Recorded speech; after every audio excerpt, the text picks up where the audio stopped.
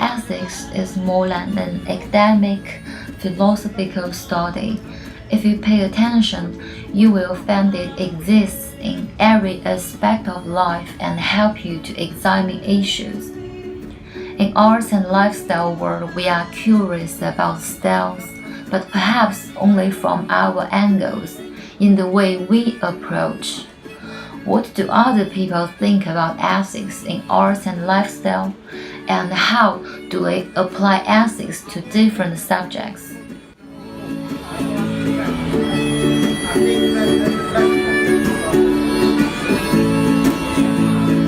Say ethic is something that is also changing within the theme and the environment. So, yeah, I mean, things are constantly changing. Obviously, the ethics for an artist nowadays in the 21st century is not the same as somebody working on the 19th century, but still we can call it art there and art now. I mean, it changes within the framework.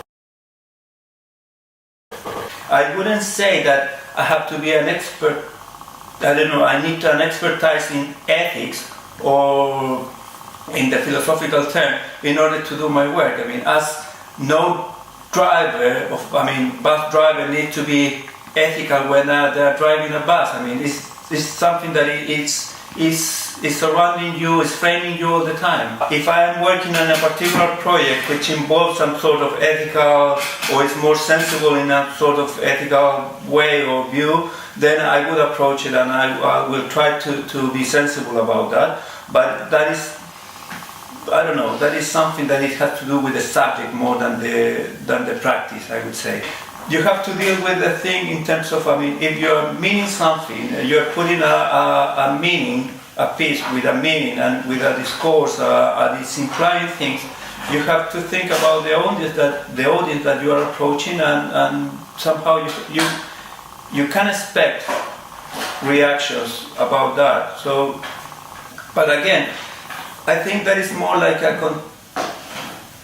has to do more with a contingency than with the work itself. You know, with the ontological thing that you are calling ethics. You can only resolve things when you're able to communicate to other people, and that is when ethics happen, not before.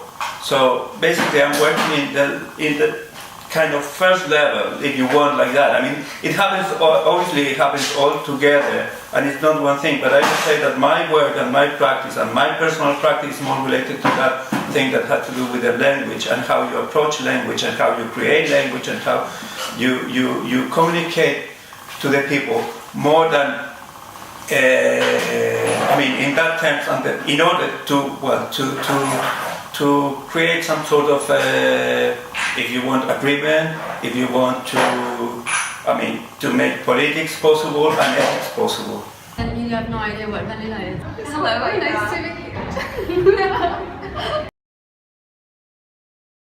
What I think fashion is interesting for is if fashion has a role and if fashion is good for something, for me it's an indicator of society and how do we live right now, and it's the mirror of what we live. So this Hungarian photographer did a shoot about the migrants, and it's basically a picture with a woman with a jacket open, boobs out, taking a selfie of herself with a Chanel phone and full of dirt and everything. It's kind of traumatic situation, and we don't really understand why she's taking a selfie of herself, which is kind of out of the blue as well. This is really not the way it should be. We really have to be careful in public life what we're saying and what we're doing. I do agree we have to do something. We have a responsibility for the migrants and the refugees. I think fashion should help as well, just like the actors, French actors that are going to Calais and helping them to survive and everything. What I think is to use this problem as a way of seeking attention is very bad, and always have to be with a lot of respect, because we are in a society, we can't say everything we want to say, and we can't we have to very be careful with our words and what we're showing to the public. Am I looking down the lens? What I think's potentially interesting about this particular period of time in filmmaking, and is something which we've seen moments of in the history of filmmaking, where technology has become small enough and cheap enough to bring about small democratizations of filmmaking and moving image making. It's happened at various times in the history of filmmaking, but at this moment in time, there's been such a huge change in our ability to, each individual person in the room has the tool in their pocket to shoot a film, to research a film, to edit the film, and then to broadcast that film to all their colleagues around them. And only 5 years ago that was kind of impossible.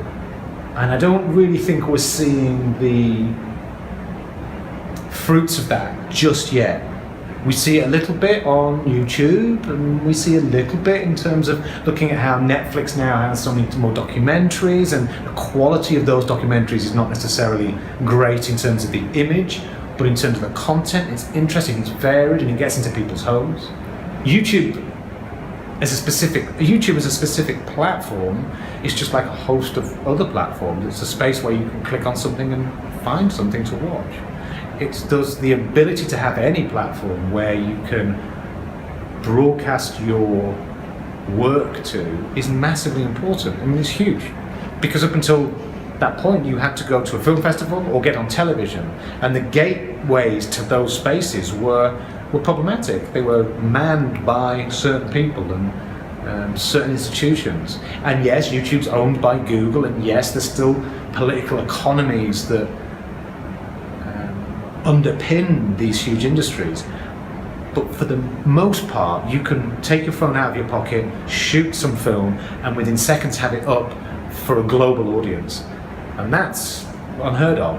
And it's talked about a lot, but I don't think we're yet really seeing the outcome of that in terms of film making. Because in 5 or 10 years, there's going to be a whole host of people making content that have been so used to be able to do that. And it's fascinating. And YouTube may be the space, or it will be other space, it doesn't really matter. The point is, you can make things on cheap cameras, but if the quality detracts from the story, because it gets in the way of the story, then it doesn't work. And we've reached a point where it's good enough now. It might not be brilliant, and you can shoot in 4K and you can shoot, but it's good enough to not get in the way of a good story. So if you're watching a good story, people don't even know. We showed some stuff last night, and most of it was shot in 4K, and there were odd shots shot on iPhones. And we were asking people, can you spot the iPhone footage? And of course no one could. Understand how people can have small amounts of money and they go to the shop and they have possibility to buy mangoes and meat, and they will buy meat instead of mangoes, whereas mangoes will give you energy and health and like everything you want and vitamins, and meat will give you cancer and diseases. For me, being vegan, it's more of a logical decision, because I know all the facts and I understand that the whole system is completely wrong, and I don't agree with that. You can speak about justice, on emotional level. A lot of people connect with the idea of justice. It's not fair to kill something or someone. It's not fair to rape someone.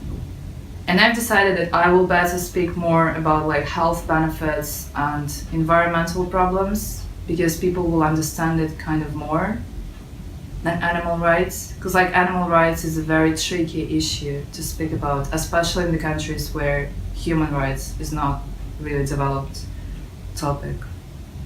As soon as you learn about all the consequences, and as soon as you learn about how animals are treated, and how environment is suffering and how we destroying the whole planet with the system we have now, it's very logical to become vegan. And for me, it was not hard. I know that for some people it's really hard because they're like addicted to cheese or they like meat too much. But I just don't think that, I mean, in our culture, we brought up to think about ourselves all the time. And I was brought up as well, like I was thinking about myself all the time about myself. But then you realize that it's not a way to become happy. Because like if you're focused on yourself all the time, it's like really strange, you don't really get satisfaction from it. And then for me, veganism is a way to like step outside of my own head and to realize that I'm not the only one person in the world. And other beings suffer and other people suffer. And if I can do something like with my everyday choices to help them or to change something, I should absolutely do this because we are all here on this planet together and we have to help each other. And if we know the way to help each other, why not?